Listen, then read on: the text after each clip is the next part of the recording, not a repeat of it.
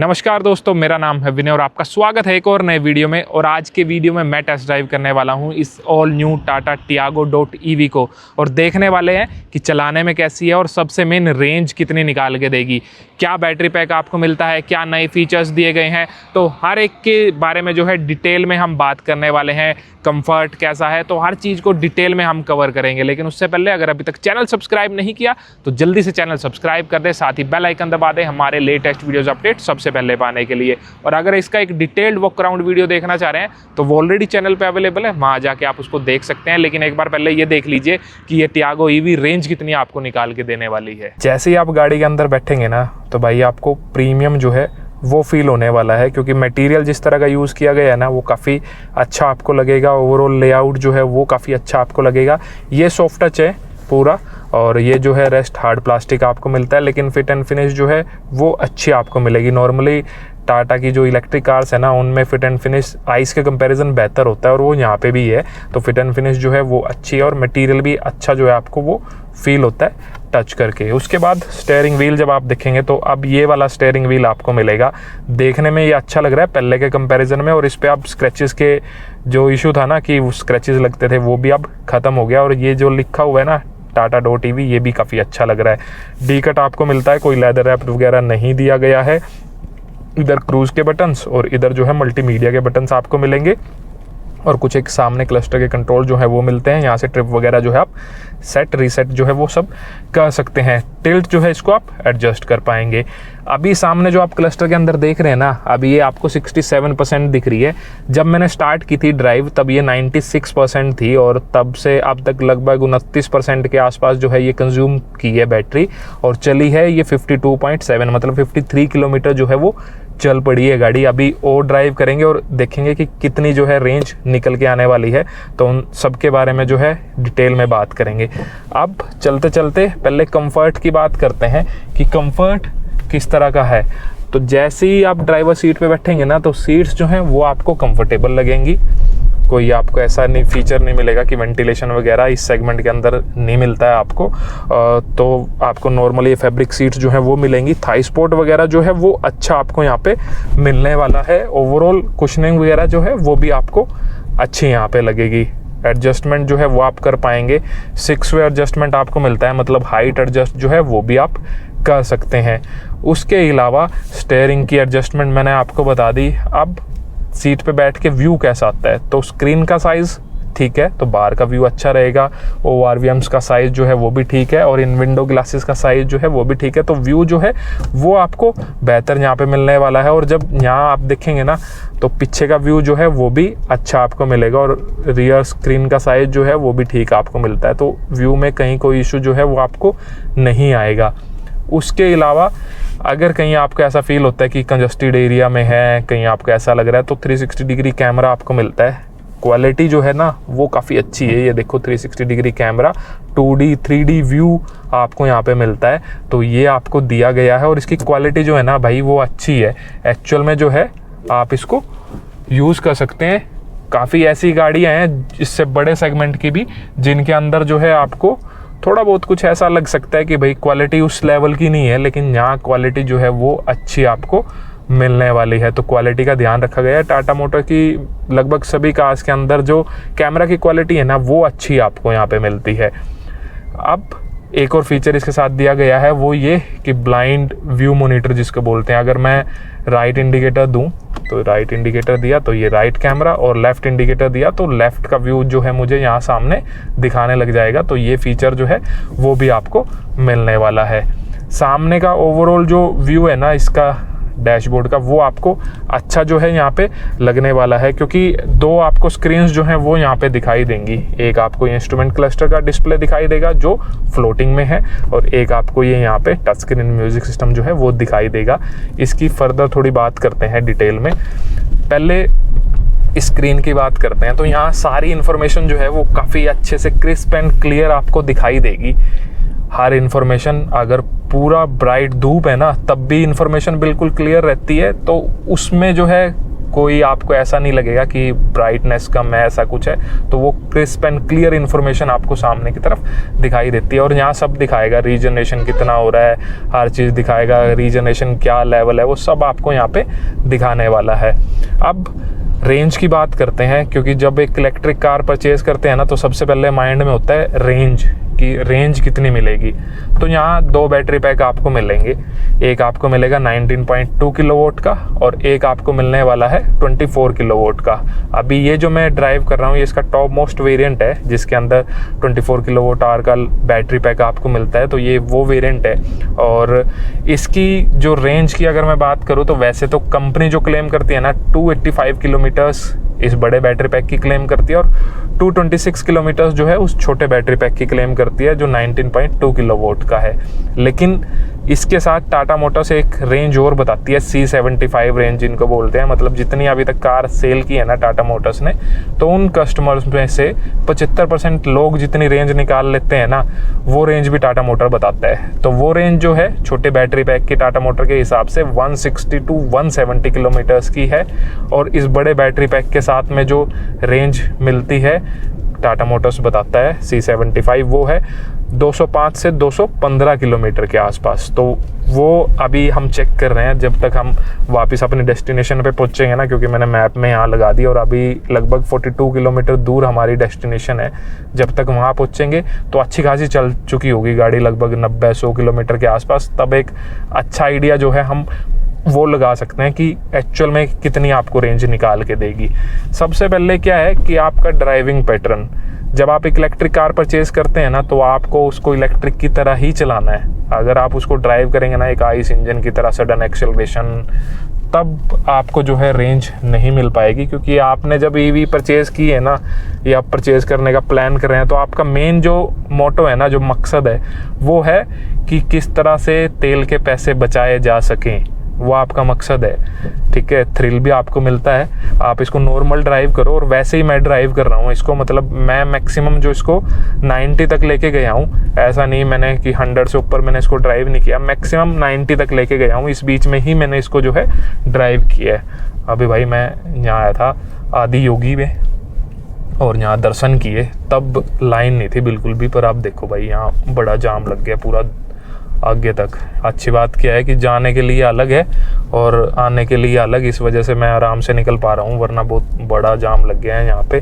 इस टाइम तो दिक्कत जो है वो हो जाती, टाइम से जो है हमें दर्शन हो गए। और भाई बारिश भी पहले हो रही थी, अब थोड़ी थोड़ी हो रही है। और अगर आपको दिखाई दिया हो सामने, ज़बरदस्त बिजली भी लसक रही है यहाँ पे। चलो गाड़ी पे आ जाते हैं, दोबारा से हम उसकी बात करते हैं। तो मैंने उसी स्पीड में इसको ड्राइव की है जो एक नॉर्मल, जब आप ईवी परचेज़ करेंगे, ड्राइव करेंगे, तो वैसे ही मैंने ड्राइव किया। 90 से ऊपर सिर्फ एक बार मैं लेके गया इसको 100, वरना नॉर्मल मैंने 80, 90, 70 इस स्पीड में ड्राइव किया। और मैक्सिमम जो ड्राइव हुआ है ना, वो हाईवे पे रहा है। और रीजनरेशन जो लेवल था वो मैंने 1 पे रखा है, इसका 0 नहीं किया मैंने, 1 पे मैंने इसका रीजनरेशन लेवल जो है वो रखा था। तो अलग अलग 4 रीजनरेशन के लेवल आपको मिलते हैं, 0, 1, 2, 3, 4। अगर आप बिल्कुल स्टॉप एंड गो ट्रैफिक में हो तो फिर बिल्कुल स्ट्रॉन्ग रीजनरेशन कर दो, मतलब 4 नंबर पे कर दो। हाईवे पे चल रहे हैं तो 0 कर दो, और मॉडरेट ट्रैफिक में चल रहे हैं तो 1, 2 पे फिर आप उसके अकॉर्डिंग जो है रख सकते हैं, ताकि आपका बैटरी जो है वो भी चार्ज हो जब आपकी टायर्स जो हैं वो घूमे। जैसे ही आप एक्सेलरेटर से पैडल हटाएं तो कुछ एक जो है टॉपअप हो जाए, तो वो आपको यहाँ पे फ़ायदा होगा। ठीक है, साथ में स्टीयरिंग का फीडबैक जो है वो आपको अच्छा मिलेगा। उसके अलावा जब आप गाड़ी को चलाते हैं ना, तो जिस सेगमेंट की ये गाड़ी है, तो नॉर्मली उस सेगमेंट में इस तरह की जो स्टेबिलिटी है ना, मतलब जो आप हाई स्पीड पे भी इसको ड्राइव कर रहे हैं, तो गाड़ी ना बिल्कुल ऐसे ना चिपक के चलती है भाई, बिल्कुल रोड पे ऐसे ग्रिप करके चलती है और चला के आपको मज़ा आता है। ऐसा फील नहीं होता कि भाई अनस्टेबल है, यहाँ आपको अब कॉन्फिडेंस नहीं आएगा कि आपको कट लगाना है। तो मतलब वो चीज़ जो है बिल्कुल भी आपको नहीं यहाँ पे फील होगी, तो वहाँ जो है गाड़ी में आपको मज़ा आएगा। कंफर्ट आपको अच्छा मिलता है रियर सीट पे भी। तो 4 बंदे अगर ट्रैवल करना चाह रहे हैं ना, तो 4 बंदों के लिए किसी तरह की कोई दिक्कत जो है वो नहीं होगी।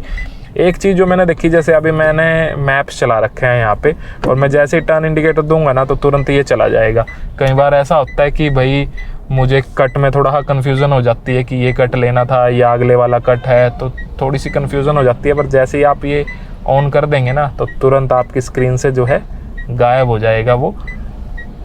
अभी मैंने चेक नहीं किया, मैं भी आपके पास ऑप्शन हो कि आप इसको बंद कर सकें, वो ऑप्शन भी शायद हो, वो मैंने अभी चेक नहीं किया अंदर की तरफ से। तो अब हम आ गए हैं रोड पे, हाईवे पे, और एक्सलरेट करते हैं। तो पिकअप पावर तो आपको भाई मिलता ही बढ़िया है। ईवी में किसी तरह की कोई दिक्कत जो है वो आपको नहीं होगी चलाने में, तो पिकअप पावर बहुत बढ़िया मिलता है। और कुछ इस तरह का आपको ये एसी की यूनिट यहाँ मिलती है। ऑटो एसी है। एसी जितनी देर मैंने चलाया तब तक एसी ऑन ही है, अभी भी ऑन है, पहले भी ऑन था, तो ऑन ही है एसी। तो जब तक डेस्टिनेशन पे पहुँचते हैं ना तब तक मैं आपको इसके पावर फिगर्स बता देता हूँ। तो बैटरी पैक आपको पता लगे कि 2 बैटरी पैक के अंदर आती है। लिथियम आयन बैटरी जो है वो आपको यहाँ मिलती है, और साथ ही IP67 रेटिंग जो है उस बैटरी को मिली हुई है। लिक्विड कूल टेक्नोलॉजी आती है, तो कोई इशू जो है आपको नहीं होने वाला है। गर्मियों के भी अंदर तो ऑटोमेटिक सेंस करेगा और ऑटोमेटिक जो है लिक्विड से उस बैटरी को जो है ठंडा करने में हेल्प करेगा। उसके बाद ये बैटरी जो है पावर करती है एक PMS मोटर को। दोनों में ही PMS मोटर आपको मिलेगी। और PMS मोटर की टाटा मोटर्स कह रहा है कि इस बार ट्यूनिंग कुछ ऐसी की है कि आपको रेंज जो है वो थोड़ी ज़्यादा मिले, थोड़ी बेहतर रेंज मिले। तो वही हम चेक कर रहे हैं कि कितनी रेंज निकल के आएगी। तो वो मोटर जो है आउटपुट निकाल के देगी। अगर आप 19 किलोवाट बैटरी पैक के साथ उसको परचेज़ कर रहे हैं तो वहाँ जो निकल के आएगी ना इसकी पावर 45 किलोवाट जो है आउटपुट निकल के आएगी, लगभग 61 HP के आसपास। और जो टॉर्क आएगा 110 न्यूटन मीटर का टॉर्क आपको मिलेगा। उसके अलावा जब आप चले जाते हैं इसके 24 किलोवाट बैटरी पैक के साथ जो अभी मैं चला रहा हूँ, तो यहाँ पे जो आपको मैक्सिमम आउटपुट मिलेगी वो लगभग 55 किलोवाट की आउटपुट मिलेगी, जिसको आप रफली 75 HP के आसपास बोल सकते हैं। और टॉर्क जो है 114 न्यूटन मीटर के आसपास यहाँ पे मिलने वाला है। तो ये पावर फिगर्स की बात होगी। मेन जो आपको यहाँ डिफरेंस मिलेगा वो किया है टाटा मोटर्स ने वारंटी के अंदर, जहाँ भाई ज़बरदस्त काम कर दिया टाटा मोटर्स ने, वो ये कि अगर आप इसका 24 किलोवाट वाला बैटरी पैक लेते हैं ना तो वहाँ आपको लाइफ टाइम और अनलिमिटेड किलोमीटर्स की वारंटी मिलती है। ठीक है जी। और अगर आप इसका नॉर्मल छोटा बैटरी पैक परचेज़ करते हैं तो वहाँ आपको वही मिलने वाली है 8 साल और 1,60,000 किलोमीटर की। लेकिन जो आपको लाइफ टाइम मिल रही है ना वो सिर्फ फर्स्ट ओनर के लिए है। अगर आप इसको परचेज़ करके सेल करते हैं दूसरे ओनर को तो जो सेकंड ओनर है उसको 8 साल और 1,60,000 किलोमीटर की जो है वारंटी मिलने वाली है। रेस्ट जो व्हीकल की वारंटी है वो 3 साल और 1.25 लाख किलोमीटर की मिलेगी। तो ये वारंटी की बात होगी। अब हम फर्दर चेक कर रहे हैं कि कितनी रेंज मिलेगी। और एसी की इफेक्टिवनेस भी मैंने चेक किया। अभी बेंगलोर के अंदर हम इसको ड्राइव कर रहे हैं तो बाहर का जो टेम्परेचर था ना जब मैं ड्राइव कर रहा था तब लगभग 35 डिग्री के आसपास यहाँ क्लस्टर में दिखा रहा था, और बारिश हुई है तो उसके बाद अब 23 डिग्री जो है वो हो गया है यहाँ पे।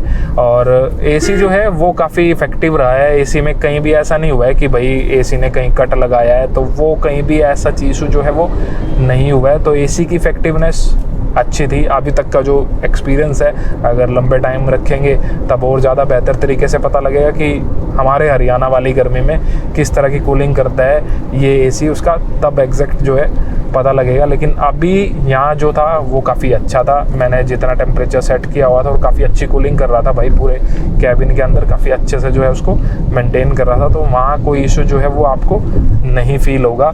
तो अच्छा खासा ऑप्शन जो है आपके लिए बन सकती है। अगर आप इस प्राइस रेंज में देख रहे हैं ना एक ऐसी कार जो पैसे भी आपको बचा के दे, तो आप इसको बिल्कुल कंसीडर में ला सकते हैं। थोड़ा और क्लियर हो जाएगा जब एग्जैक्ट आपको रेंज भी पता लगेगी।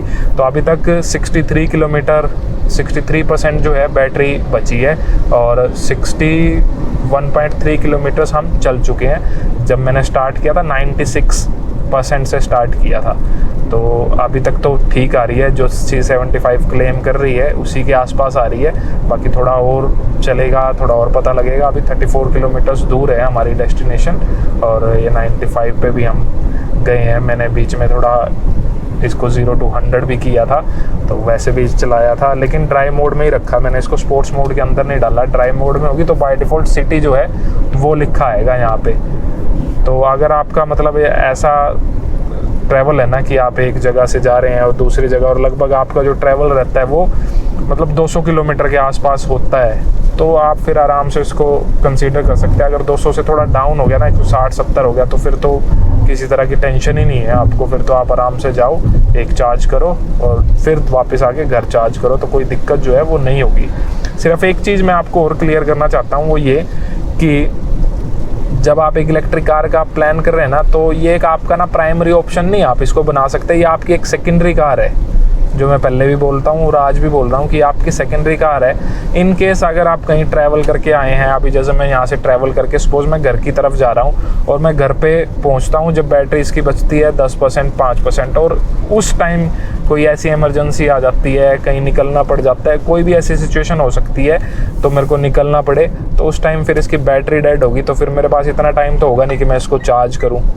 ठीक, तो ये मतलब आपकी सेकेंडरी कार है, आप इसको डेली कम्यूट के लिए जो है बिल्कुल अपने पास रख सकते हैं। फास्ट चार्जिंग जो है वो ये गाड़ी सपोर्ट करती है। आप इसको रेगुलर 3.3 किलोवाट आप जो चार्जर है उससे चार्ज कर सकते हैं और 7.2 किलोवाट के बैटरी पैक से चार्ज कर सकते हैं। सामने आपको सारा टाइम दिखाई दे रहा है कि किस चार्जर से कितना टाइम जो है ये गाड़ी चार्ज होने में लेगी, तो वो सामने स्क्रीन पर दिखाई दे रहा है। डीसी चार्जिंग भी सपोर्ट करता है और यहाँ पे 30 किलोवाट तक की डीसी चार्जिंग सपोर्ट करता है। अगर आप कहीं जा रहे हैं और आपने कहीं बीच में ब्रेक लिया ना, तो अच्छी बात क्या है कि 18 मिनट में 100 किलोमीटर्स की जो है बैटरी चार्ज हो जाती है भाई इसकी।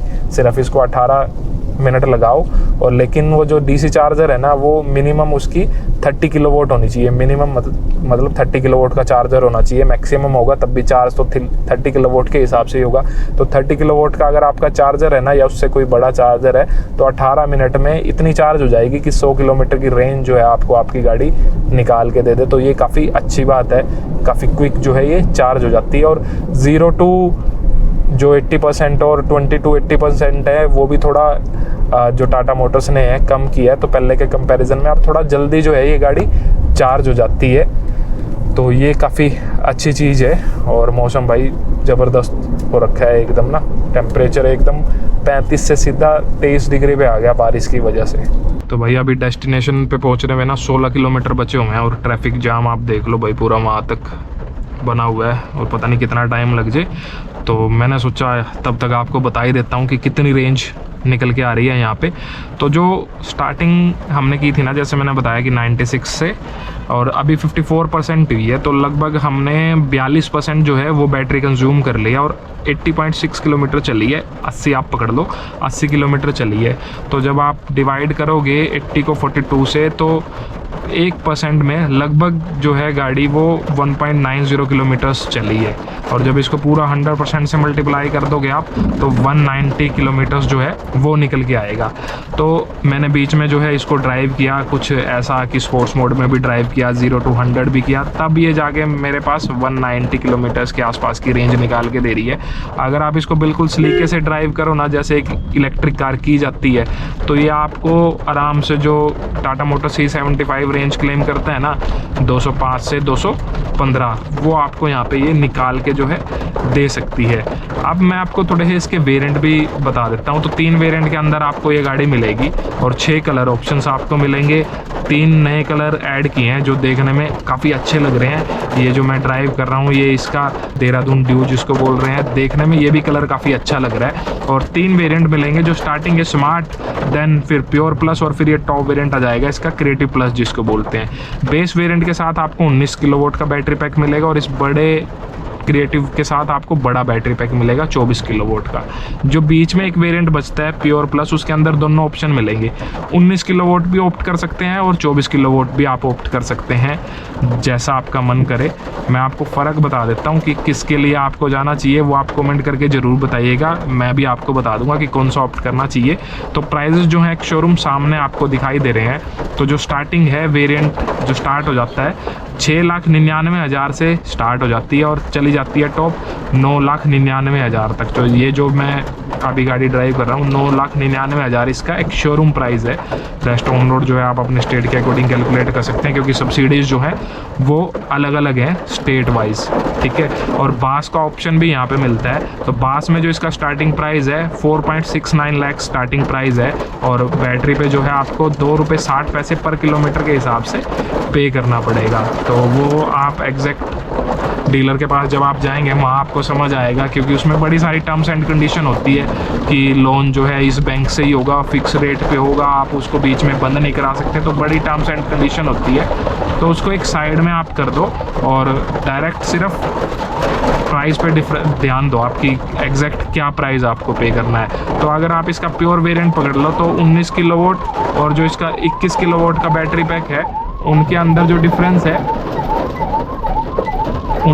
डिफरेंस है ना, वो लगभग 1 लाख रुपए का एक शोरूम का डिफरेंस है। तो 1 लाख रुपए जो है आपको एक्स्ट्रा पे करना पड़ेगा अगर आप बड़ा बैटरी पैक लेते हैं। तो रेंज का जो फ़र्क आएगा, वहाँ लगभग 160 किलोमीटर क्लेम कर रहे हैं, यहाँ लगभग 40 से 50 किलोमीटर के आसपास का जो है आपको यहाँ पे किलोमीटर्स का डिफरेंस देखने को मिलेगा कि इतनी जो है आपकी ये बड़े बैटरी पैक वाली गाड़ी एक्स्ट्रा चलेगी।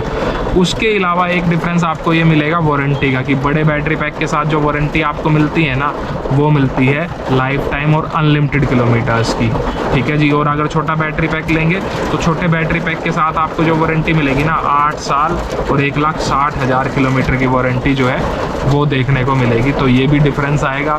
तो आपके अकॉर्डिंग 19 किलोवाट ऑप्ट करना चाहिए या फिर 24 किलोवाट, कमेंट करके ज़रूर बताओ। मेरे अकॉर्डिंग आपको जाना चाहिए इसके 24 किलोवाट बैटरी पैक के साथ, क्योंकि रेंज आपको एक्स्ट्रा मिल रही है, 1 लाख आप एक्स्ट्रा पे कर रहे हैं और साथ ही टेंशन फ्री आप हो रहे हैं, क्योंकि आपको लाइफ टाइम की वारंटी मिल रही है। जो भाई एक बड़ा इशू रहता है कि बैटरी में दिक्कत आ गई तो क्या होगा, ये दिक्कत आ गई तो क्या होगा, तो वो आपका इशू जो है रिजोल्व हो जाएगा। तो 1 लाख रुपए एक्स्ट्रा दो और बड़ा बैटरी पैक लो, ताकि कोई दिक्कत जो है वो आपको ना हो।